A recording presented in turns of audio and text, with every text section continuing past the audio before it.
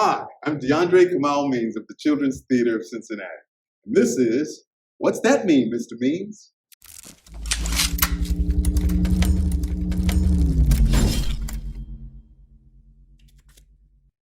What's That Mean, Mr. Means is sponsored by Time Timer. So let the Time Timer count us down and let's explore puppets. In under 5 minutes.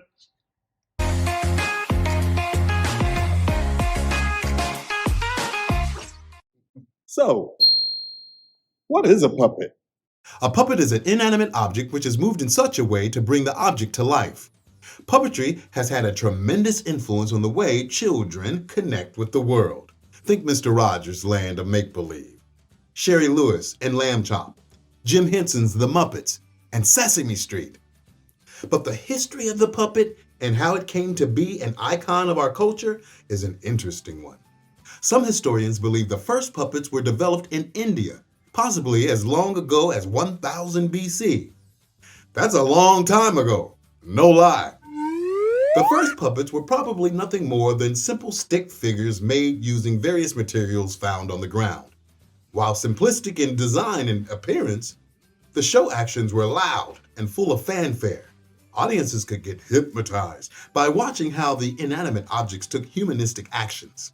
Many cultures developed their own versions of puppet shows, and these often reflected the culture of their upbringing.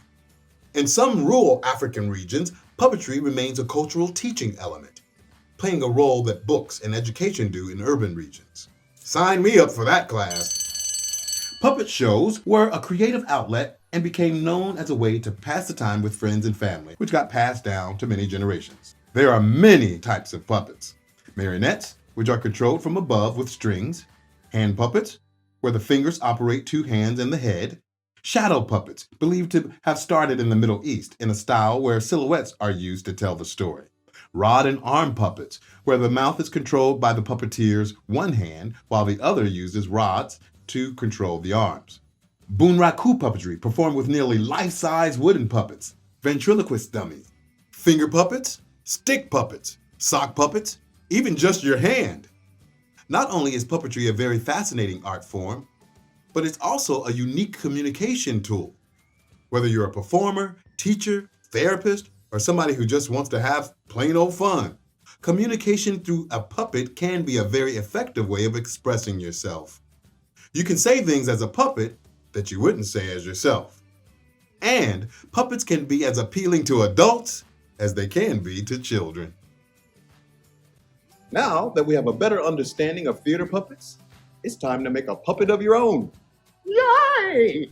For today's puppet making project, our materials include a long sock, markers, glue, scissors, black construction paper, a paper plate, yarn, and craft pom-poms. So now it's time for our puppet. And we're going to create a mouse puppet today with our sock. Put the sock on our hand. So I'm going to use a magic marker to mark those areas.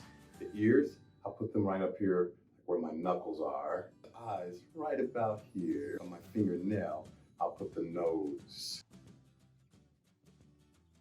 Now I'm going to take my paper plate and create the ears. I'm going to take the black magic marker and create the shape of the ears. Kind of like a goldfish, huh?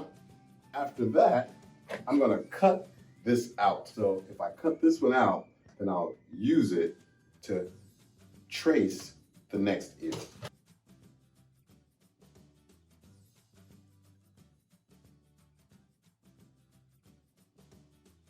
Second one.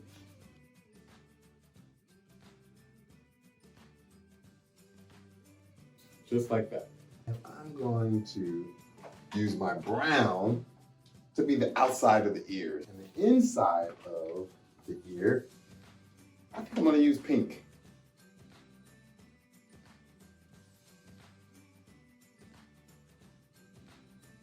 Great. One little square. Don't cut all the way through the sock. Make sure you're only doing one side of the sock. You can take this and fold it. We'll put this inside the holes that we created. our mouse's ears.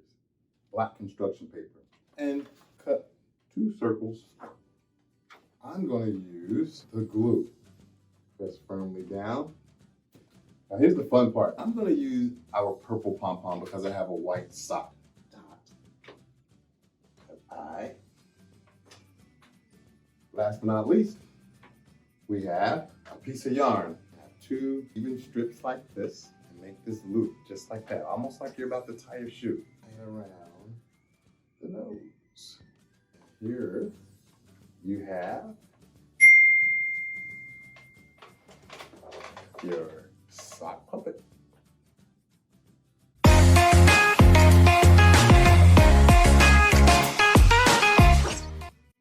After every project that we have, it's important for us to clean up after ourselves. So we're going to have Time Timer help us with a 20-second countdown. Here we go. Let's clean up.